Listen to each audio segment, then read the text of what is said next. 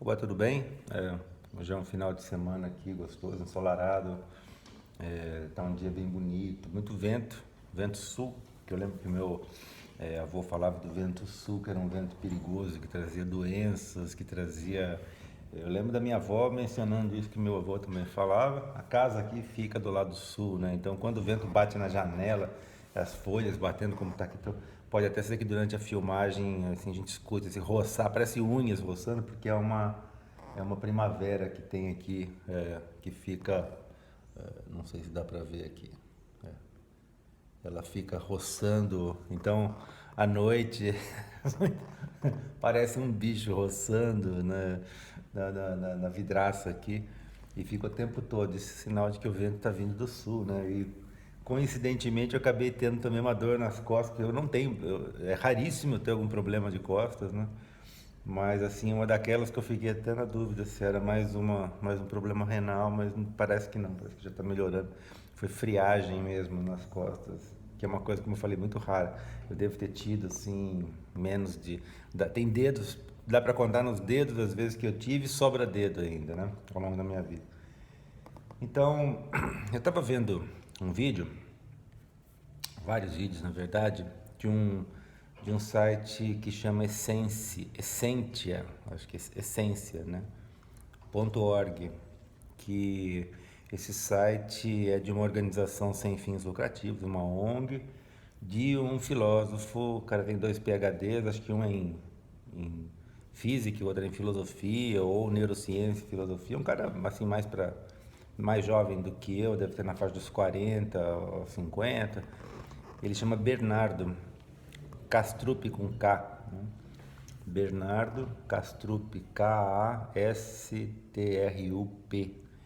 E vale a pena, eu acho que assim, do jeito que ele colocou a coisa, que inclusive acho que o segundo doutorado é o que ele fala sobre essa corrente filosófica que chama, é, aqui em inglês, o negócio que dá AI, Analytical Idealism, ou seja, o idealismo analítico.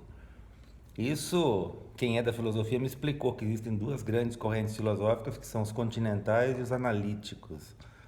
E os analíticos são mais próximos da lógica, da matemática, da teoria de linguagem, da ciência metodológica, sistemática, né? Então eles estabelecem modelos de entendimento que primam pela lógica. E os continentais são mais aqueles, assim, que nem o Deleuze e tal, e o Zizek, né? Um continental, que tecem as teorias, mas sem um rigor, né? Matemático, lógico. Então, os analíticos ou analistas, eu não sei como é que se fala isso em português. Um dos dois é o Bertrand Russell, por exemplo, que é um expoente, né, da filosofia analítica, que ele escreveu até o Princípio e a Matemática, que foi ele com o orientador na época, que era o Whitehead, que escreveram um livro tentando assim ir ao cerne de todos os axiomas matemáticos, e não deu em nada porque não existe, né? Depois tem lá a teoria do Gödel, né? As duas teoremas na verdade, que foram comprovados da incompletude matemática, ou seja, que a matemática não tem como, ela não fecha, né? E não fecha como pelo fato de que você não pode explicar uma coisa com ela mesma. Você não pode pegar a matemática para explicar a si própria, para definir a si própria. Você acaba caindo em falácias, em impossibilidades, né? Que tem muitos exemplos, né? Uma coisa até que meio assim que no último ano, talvez, que eu achei muito bacana, comecei a descobrir uma série de coisas, entre eles o Game of Life, que é um jogo computacional. Como que é o nome do que inventou isso? Foi na década de 70, 80, um matemático também. Ele morreu recentemente, a coisa assim de, sei lá, 2, 3 anos talvez, 4 no máximo, que é um jogo muito simples que também prova, entre outros, tem muitos outros exemplos ao longo da história da matemática, especialmente do século XX para cá, da incompletude, que ela não tem como você fechar. Mesmo uma coisa cristalizada, ideal, a lógica, por exemplo, de você fazer alguma coisa que é completamente perfeita, em termos de entendimento racional e tudo, mesmo assim ela é incompleta também. Tem muitos vídeos, tem inclusive um do Veritasium falando sobre isso, que é um canal importante de um australiano, né? Bem famoso, que ele fala sobre a incompletude da matemática. São três termos, a incompletude, alguma outra coisa, eu não lembro agora dos três. Mas o fato é que assim, ó, o miolo do pão é que você não termina, você não completa, né? Você não consegue fechar. Ou seja, esse Bernardo Kastrup, eu acho que ele está fazendo, assim, foi um alento. Ele está fazendo um trabalho muito bacana, muito interessante, e foi um alento para mim, assim, com relação à questão da ciência mesmo, que eu estive e ainda estou assim frustrado com a maneira como a academia, como a ciência chegou num ponto de impossibilidade, né? De sustentar e de continuar progredindo. Dá a impressão que chegou num beco sem saída. E eu recomendo esse curso que ele colocou aí, o Bernardo Cassup colocou ano passado. São vários vídeos, eu estou aí tô indo para o sexto vídeo. São vídeos longos e que ele até mesmo fala, não pula de um para outro, deixa passar 1 ou 2 dias para você pensar a respeito e depois você segue para o próximo, é o que eu tenho feito. Mas assim, para mim tem sido muito mais uma constatação e uma formalização de algo que intuitivamente ou até por evidências pontuais e esparsas eu concordo. Então, assim, apesar de eu estar seguindo essa prescrição dele, deixo passar 1 ou 2 dias, depois eu assisto o próximo vídeo, está sendo mais como constatação. Assim, é isso, só que de uma maneira formal, ele formalizando esse pensamento dessa questão que basicamente e isso é uma coisa muito comum na espécie humana, né? Os filósofos não são exceção, de criarem esses grupos que um degladia contra o outro, né? Então ele está sempre falando isso contra os materialistas, né? Que é a base da ciência, né? Que agora se chama de fisicalista, não é mais materialista porque tem energia, né? A gente fala em ondas eletromagnéticas e percebe como é que você pode falar só que tudo que existe é matéria, né? Matéria e energia, né? É a teoria da relatividade, né, do Einstein, que E igual a m, né? C2, ou seja, energia igual a matéria mais uma constante, vezes uma constante super grande, que é a velocidade da luz ao quadrado, mas é uma constante, ou seja, matéria igual a energia, né?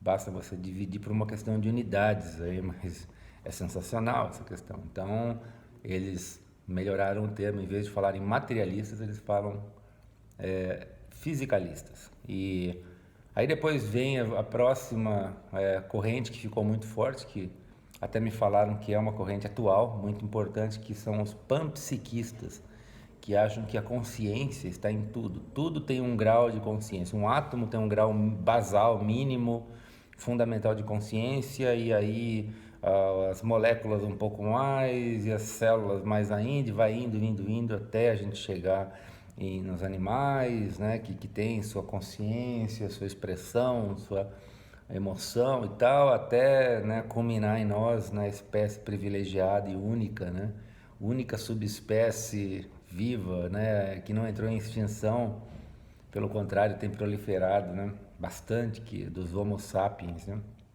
dentro da espécie Homo. Só sobrou o sapiens. Tinha o Neandertal até 40 mil anos atrás, agora ficamos só nós.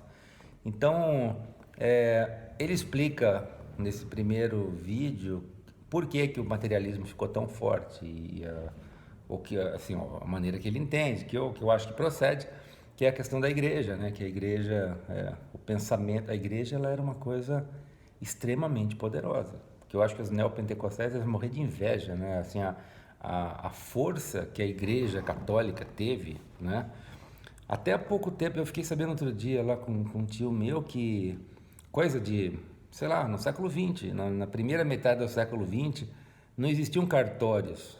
Assim, quando você comprava ou vendia um terreno, a escritura era passada na igreja, na matriz local de cada cidade. Olha que coisa, olha o poder que até há pouco tempo, né, isso daí foi diminuindo, né, foi ficando muito mais assim, ainda eles têm, né, as propriedades assim, absurdamente suntuosas e tal, mas não se compara ao que eles tinham. E naquele final, né, do período medieval, do iluminismo, né, do renascimento, depois do iluminismo e tal, a igreja ainda tinha muito poder. E com a ascensão da ciência, a ciência resolveu então tratar da matéria, que era a coisa que estava fora do domínio da espiritualidade, né, da religiosidade, que era completamente o foco assim inquestionável da igreja. Então, essa é a maneira que ele coloca. Talvez existam mais detalhes do que isso, né? Eu acho que mais porque a matéria é palpável, ela é mensurável, né? Você pode reduzir a matéria aos aspectos quantitativos dela, né? Você não pode medir uma emoção, você pode medir um elemento químico, né? Uma barra de ouro, né? As propriedades dela. Então, eu acho que isso dá uma base muito grande para o pensamento, né, da ciência evoluir e tal coisa. Então, enfim, eu acho que procede essa explicação assim, mas é rasa ainda, tem mais coisa. O que não interessa muito. Ele fala depois do panpsiquismo, que atualmente é uma coisa forte, e ele também critica o panpsiquismo, mostrando que não tem a possibilidade de como é que eu vou dizer, de unificação dessa consciência. Como é que os átomos e as moléculas vão unificar aquela consciência que depois unificam em coisas maiores. Então, os objetos inanimados que têm estruturas super complexas, uma montanha deveria ter uma consciência, e por que que nós temos e eles aparentemente não? Ou seja, tem toda uma explicação mais formal, muito interessante, que eu gosto desse rigor que ele mostrou ter. Novamente, tem esse aspecto armorial de ficar tirando um sarro, de ficar falando, porque os materialistas, porque os panpsiquistas e fazendo essas coisas, mas tudo bem, a gente, né, tem que filtrar porque isso é a natureza humana de todos nós. A gente está sempre defendendo o nosso lado e ridicularizando o outro, né? Isso enfim, é nosso. E nós também, da mesma maneira, da teoria do Guia, a gente está tentando explicar nós mesmos através de nós, né? Que é um autorreferencialismo que também cria incompletude, né? Nós não temos como a gente explicar tudo através de nós, do nosso pensamento, mas... enfim, aí ele fala sobre isso. Eu não sei quem criou isso, e isso não está, obviamente, amarrado só no trabalho dele. Ele cita muitos, ele citou Spinoza, inclusive ele tem uma similaridade muito grande com Spinoza, porque ele é holandês e tem origem ibérica, como Spinoza tinha, e é um cara que fala sobre essa questão assim. Talvez assim do Spinoza veio o panpsiquismo, não sei dizer exatamente, mas tinha essa questão da permeância de Deus, né, como se nós fôssemos assim pensamentos, né, de Deus. Ele vai por esse caminho. Então essa maneira que ele coloca é muito embasada na neurociência e na física quântica, que são os dois lados assim que tocam, né, problemas insolúveis que a gente não consegue reduzir, né, como essa questão da matéria, que você vai indo nas partículas e subpartículas, os átomos, as partículas subatômicas, e chega num ponto que não existe mais matéria, são ondas de energia, né? É como se fosse, quando você olha de fato a fundo na matéria, ela se dissolve, ela não está lá. Então a matéria é feita de algo que não é material. Mesmo antes disso, né, com o átomo, tal, os espaços que existem entre o núcleo e a camada de elétrons, e de um para outro, é enorme. São coisas... Lembro de alguém falando que se o átomo tivesse, um átomo de hidrogênio tivesse o núcleo, o próton, né, que é um próton e um elétron, um próton tivesse o tamanho de uma cabeça de agulha, o elétron estaria girando como se fosse dentro de um estádio de futebol assim enorme, o Maracanã, por exemplo. No final da orla do Maracanã estaria girando aquela bolinha que é o elétron, que não é bolinha, tal, mas enfim, mas dentro dessa explicação desse modelo atômico, o espaço que existe é absurdo. Assim, existe muito mais espaço do que existe matéria. E depois agora sabe-se que nem isso, nem essas bolinhas existem, são ondas de energia, né? E as teorias não se fecham, elas são parciais, elas fragmentam. E como mais ou menos a gente chegasse perto de uma televisão, então você está vendo uma imagem, você vai chegando perto, pega uma lupa, aí pega um microscópio USB, que nem aquele que eu mostrei outro dia, e vai vendo. Quando você chega, não tem imagem lá, tem luzes, né? Eu cheguei a fazer isso com o microscópio, muito legal. É uma matriz de sinais, de luzes, assim, vermelho, azul e amarelo, eu acho. É o RGB, né? É verde, vermelho e azul. E através disso se faz tudo. Então, de longe, com uma distância que não precisa ser muita, a gente percebe, a gente vê mais, está vendo uma imagem agora, tal coisa. Mas quando você chega perto, ela se dissolve. Não existe mais. Não existe uma essência final, né? Então, claro que esse exemplo da tela ele é muito raso, né? Ele é parcial, assim, não dá para ir muito além, mas assim toca do que está acontecendo da crise da ciência. É, que eu percebo muito forte, né? Como se a ciência fica se reinventando, né? Fazendo coisas que vêm aí de pensamentos é, muito antigos até, né? Que nem outro dia mediram lá as ondas gravitacionais, que era uma coisa que o Einstein, né, no começo do século XX tinha falado, tinha teoricamente, né, calculado e consegue medir agora, ou seja, quase como se fosse um esforço de, de espremer, de tirar leite de pedra, né, como a gente fala. Então, descobrir esse Bernardo Kastrup e essa organização, essa ONG dele, né, que chama Essência, Essentia, não sei se agora se é com C no final ou com T, deve ser com T, essentia.org, que tem uma série de outras pessoas que escrevem, então tem uns videozinhos bacanas, meio marqueteira, um negócio meio assim, lembra um pouco o TED para mim, mas ok, tá bom, tá dando uma explicação que me chamou atenção no sentido de me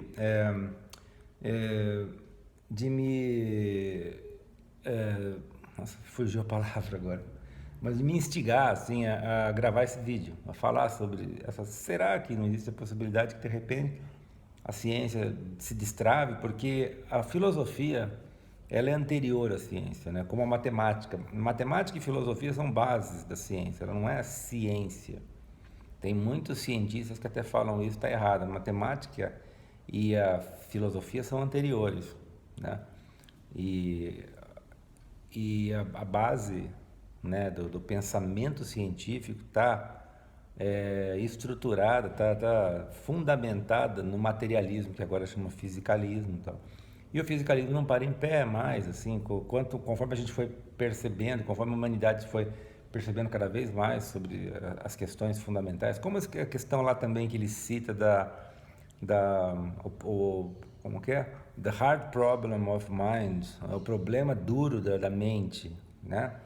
Que é um problema colocado acho que por um filósofo, alguma coisa, mas como que a gente consegue, como é que o quantitativo vira qualitativo? A gente percebe, a gente tem os sensores nossos, os olhos, ouvidos, os nossos sentidos, e a gente percebe essas informações como sinais do externo, né? O nosso cérebro processa isso, e como que isso compõe e constitui uma experiência qualitativa, né? Complexa e dinâmica como a gente tem. Eu acabei de terminar um curso de neurociência agora no Coursera, um curso enorme de acho que 12 ou 13 semanas, e falando sobre todos os detalhes, desde do neurônio, das células gliais até, né, as grandes estruturas cerebrais e tudo, o que termina, que é uma sensação, a mesma sensação, de novo, é que aquilo tudo é como você está falando sobre um aparelho, sei lá, um computador. Então, aqui tem um chip desse, aqui tem um chip do áudio, aqui faz isso, tem esse circuito que passa de um para outro e tal. Mas cadê a internet? Cadê o Google? Cadê a informação que está aparecendo na tela e tudo? Isso, sabe? Esse é o hard problem of mind, assim, a analogia que eu faço é essa, né? Não explica, não toca, não tem nada lá, entendeu? Existem moduladores, claro, você está com fome, você fica mais irritado, você está com algum desbalanceamento hormonal ou algum neurotransmissor a mais ou a menos, mudam a coisa, mas assim, onde é que está, da onde está vindo essa exuberância de personalidade? Enfim, essa é uma coisa muito interessante também que aponta, que eu acho que do outro viés, né? Do viés mais biológico, mais assim nosso, né? Do microcosmos ao macrocosmos a física quântica do macro ao micro, né? Assim, mostrando na escala inorgânica, né? Como que as duas se convergem no final das contas. E essa nova, ou talvez não seja tão nova, mas eu pelo menos assim, foi formalizado recentemente, eu que me toquei dessa formalização, desse pensamento filosófico, né, do idealismo, não é idealismo, eu sempre tendo a falar idealismo, filosofia analítica é AI, analítica analítico idealista. É porque todos, inclusive é isso, os vídeos estão todos em inglês, né? E ele fala do analytical idealism, né? Que rima meio com AI, que é de Artificial Intelligence também. Então, fica como AI, né, também. Artificial Intelligence, Analytical Idealism. Mas quando a gente fala em português, tem que inverter as letras e aí me confundo sempre. Mas é a questão analítica, né, ou seja, que tem uma base sólida de lógica, né, que ele tenta colocar aquilo de uma estrutura coesa, completa, coerente. E tem a parte do idealismo, que vem lá de Platão, que a gente vive, tem o mundo dos ideais, né, e tem o mundo real, e que nós estamos aqui, ou seja, isso ele vai traçando esse paralelo. Um monte de filósofos ao longo da história da humanidade sempre apontaram para esse negócio. Assim, o que a gente está vendo, o que a gente está sentindo, o mundo que a gente está vivendo não é esse, né? Não é o real, né? Que é uma coisa que o materialismo científico, né? O fisicalismo tenta segurar, né? Tenta mostrar. E aí entram em contradições muito grandes, né? Que eu não vou ter nem a habilidade nem a paciência de falar tão bem quanto o Bernardo Kastrup coloca, de uma maneira muito assim organizada, né? Ele é muito habilidoso nisso, não é à toa que ele está aí nesse processo aí evangelizando, né? Essa possibilidade. Que até eu estava pensando nisso, tudo bem, legal, mas serve para quê esse negócio? Aí eu me toquei, falei, de repente serve para a ciência, né? Serve para um novo direcionamento científico, que existe até dogmas científicos, né? A ciência atualmente tem uma série de coisas, até questões aí sociais ou relacionadas, por exemplo, identidade de gênero ou etnias, não sei o quê, que não pode ser questionado e não pode ser nem investigado. Ou seja, isso vai retraindo a ciência de um modo que ela se torne quase que uma religião. Você acredita nela. Se você não acreditava, você estava colocado no ostracismo. Você não vai questionar, sabe? Vamos fazer um experimento sobre isso, sei lá, alguma coisa, alguma atividade paranormal. Você vê que não existe, né? Assim, pelo menos até onde eu sei. Gostaria muito que tivesse. Mas foi feito numa certa época lá, né? Segunda metade do século XX, e meio que... Acho que quem faz esse tipo de coisa são entidades, assim, como essa essência, talvez eles façam, não sei, e outras, assim, tem uma que chama NOAA, né? Um Instituto NOAA, também que faz coisas relacionadas a isso, mas fica sempre naquele viés, assim, que a ciência ignora, né? E o mainstream mesmo da ciência continua igual, sabe? Como se fosse sempre reinventando a roda. Então talvez exista uma possibilidade no final do túnel para uma coisa que venha, né? Uma coisa bacana, um novo alento, né? Ou isso, ou a extinção humana, que são duas coisas. Enfim, só queria deixar registrado esse meu pensamento e também deixar essa dica também desse, dessa corrente filosófica, né? Que então tem essas três etapas, o fisicalismo, né, que vem do materialismo, tem o panpsiquismo, né, que já está um pouquinho mais na direção, mas não é aquilo, ele também contesta, ele prova tudo por que não dá certo, e depois o analítico idealista, o idealismo analítico, tá? Então é isso. Obrigado, até a próxima.